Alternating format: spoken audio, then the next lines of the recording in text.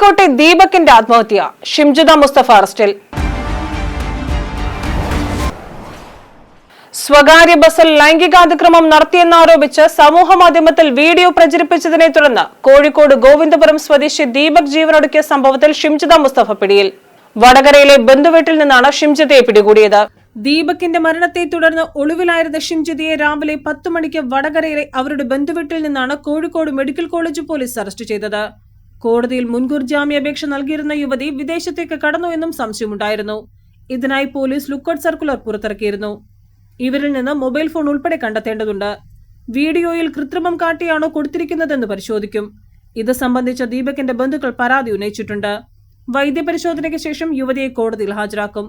കണ്ണൂർ പയ്യന്നൂരിൽ ബസ് യാത്രയ്ക്കിടെ ദീപക് തന്റെ ശരീരത്തിൽ ലൈംഗിക ഉദ്ദേശത്തോടെ സ്പർശിച്ചു എന്നാണ് യുവതി സമൂഹമാധ്യമത്തിലൂടെ ആരോപണം ഉന്നയിച്ചത്. News bureau, Kozhikode.